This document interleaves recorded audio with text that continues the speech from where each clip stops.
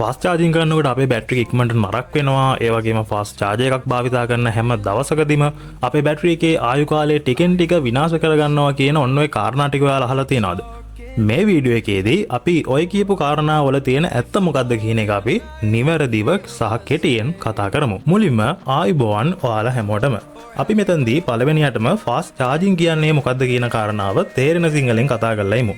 Fast charging කියන්නේ අපේ battery එකට වැඩි වෝල්ටේජ් එකක් එහෙම නැත්නම් වැඩි කරන්ට් එකක් ලබා දීලා ඒක සාමාන්‍ය චාර්ජින් වලට වඩා ඉක්මනින් ඒ බැටරිය ඇතුළට අවශ්‍ය වෙන විදුලිය අපි පුරව ගන්න එක තමයි ෆාස්ට් චාර්ජින් කියන එකේ අපිට තේරෙන විදියට කිව්වොත් කියන්න තියෙන්නේ. නමුත් මේක හැම වෙලාවෙම ෆුල් ස්පීඩ් එකකින්ම charge කරනවා කියන එක අපිට කියන්න බෑ.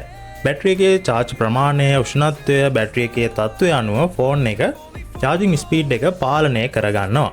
ඒ නිසා ෆාස්ට් චාර්ජින් කියන්නේ හුදෙක් වැඩි කරන්ට් එකක් දාලා බැටරි එකට බලහත්කාරයෙන් කරන්ට් එක පුරවන එනර්ජි එක පුරවන ක්‍රමවේදයක් නෙමෙයි කියන එක අපිට හඳුන්වන්න පුළුවන්. නමුත් මේ කාරණාව සමහර ෆෝන් වලට අදාළ වෙන්නේ නැති වෙන්න පුළුවන්. මොකද මීට ගොඩාක් කාලෙන් අවුරුදු කිහිපයකට කලින් ආපු ෆෝන් එකක් නම් එතනදී තියෙන තාක්ෂණයත් එක්ක වර්තමානයේදී ඔයාලා මිලදී ගන්න ෆාස්ට් චාර්ජින් චාර්ජරයක් ඒ වගේ දේවල් භාවිතා කරනවා නම් ඒ වගේ පරණ ෆෝන් එකට ඒකේ ක්‍රියාවලිය පාලනය කරගන්න බැරි වෙන්නත් පුළුවන්කම තියෙනවා. එතකොට බැටරි එකේ ලොකුම හතුරා ෆාස්ට් චාර්ජින්ද? නැහැ, එහෙම වෙන්නේ නැහැ.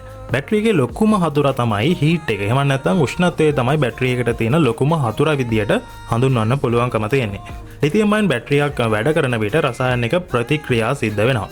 උෂ්ණත්වය වැඩි වෙනකොට මේ රසායනික ක්‍රියාවලිය තරමක් වේගවත්ව වෙන්න පටන් ගන්නවා.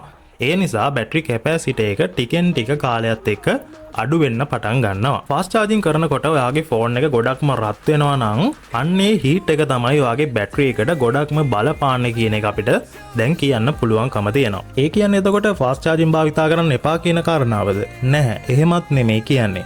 ඔයාට පුළුවන් ඔරිජිනල් චාර්ජර් එක ඒ වගේම ඔයාගේ ෆෝන් එකට සපෝට් කරන සර්ටිෆයිඩ් චාර්ජර් එකක් භාවිතා කරන්න. ෆාස්ට් චාර්ජින් තියෙන සර්ටිෆයිඩ් චාර්ජර් එකක් ඔයාට භාවිතා කරන්න පුළුවන්කම තියෙනවා.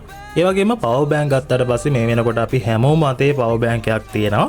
පවර් බෑන්ක් එකක් හරියට වෝල්ටේජ් එක සඳහන් කරලා තියෙන ෆාස්ට් චාර්ජින් කිව්වා කියලා එකපාරටම ගන්නෙ නැතුව හරියට හොයලා බලන්න මේ පවර් බෑන්ක් එක හොඳයිද කියන කාරණාව.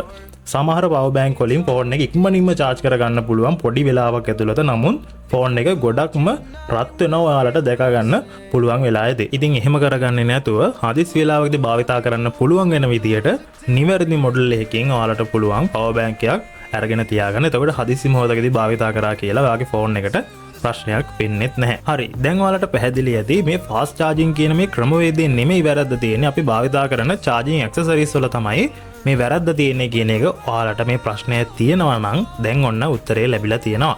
දැන් කරන්න තියෙන්නේ කලින් කිව්ව විදියට චාර්ජර් එකක් මිලදී ගන්නකොට ඒ වගේම පවර් බෑන්ක් එකක් මිලදී ගන්නකොට ඒක ඔයාගේ ෆෝන් එකට ඒ වගේම ඒක සර්ටිෆයිඩ්ද කියන එක ඔයාලට හරියට හොයලා බලලා ඒක මිලදී ගන්න පුළුවන්. දුන්න ගමන් මේක ෆාස්ට් චාර්ජින් කිව්ව පමණින් ඔයාලා ඒක මිලදී අරගෙන ඇවිල්ලා ෆෝන් එක සවුත්තු කරගන්න එපා කියලා තමයි මට ඔයාලට අවසානයේදී කියන්න තියෙන්නේ. මතක කරනවා ඔයාලට වීඩියෝ එක හොඳයි නම් අපිත් එක්ක එකතු වෙන channel එක subscribe කරලා bell icon එක click කරලාම තියාගන්න.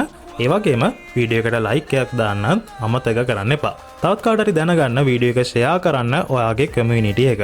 ගිහින් එන්නම්. අලුත් දවසක අලුත් වීඩියෝ එකකින් හම්බ වෙමු.